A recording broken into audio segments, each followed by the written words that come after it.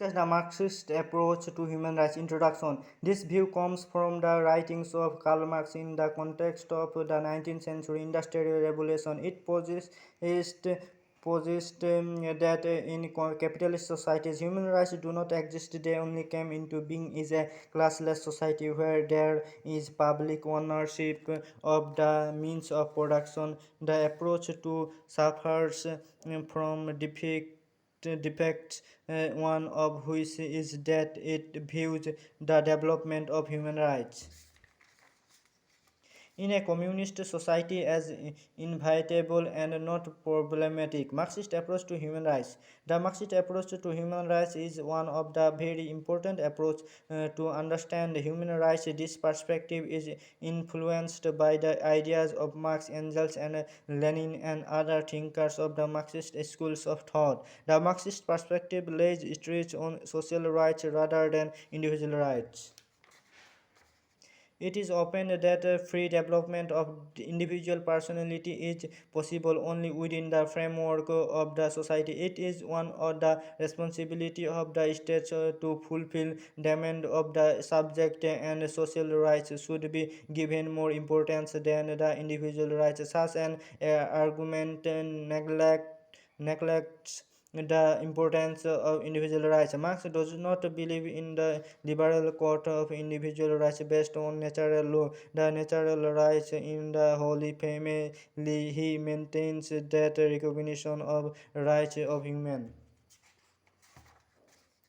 being by the modern state has no other meaning than the recognition of slavery by the ancient states. The private individual is related with other individual is only because of self-interest. According to him, the basic concept of human rights is related with the concept of bourgeois domination. Therefore, concept of human rights curious conflict with primarily atomistic individual. The capitalist-oriented society alienates human being from self, society, and community at large. It creates differences between one part and other parts. According to him, in regard to relation with society, individual relations should be replaced by social relations. The alienation of human being from self following the community can end only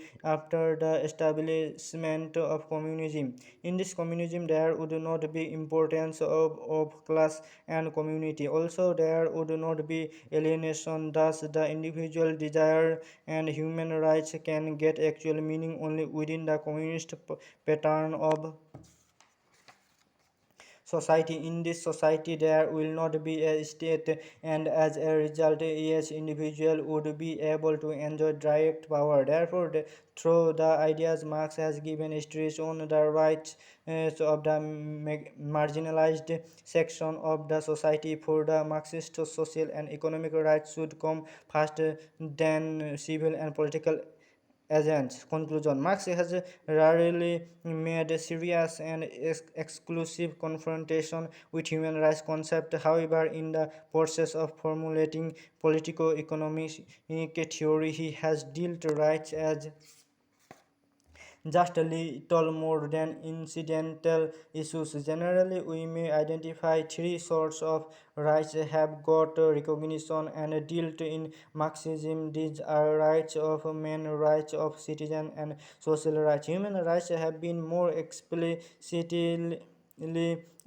entertained in the work on the Jewish question. When Marx wrote this short piece, he was barely 25 years old. The young man has been initiated to write on the Jewish questions by a temptation by his close Hegelian friend Bruno Bauer had raised firm disapproval against claim for rights of human by Jews living in Prussia. Bauer justified his disavowal by the allegation that Jews shall first be emancipated from their religion, which naturally hindered them from interpersonal relations which are necessary for the enjoyment of those rights.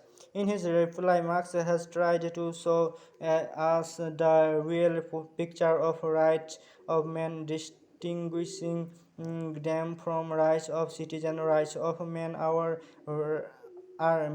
rights of a member of a civil society, whereas rights of citizen are rights of a member of state. Rights of men constitute right to liberty, property, equality, and security. Rights of citizen, on the other hand, hold the right to participation in state affairs. The true nature of right of man is their trait of isolating individual being from the community rather than integrating to the. Those rights do not really necessitate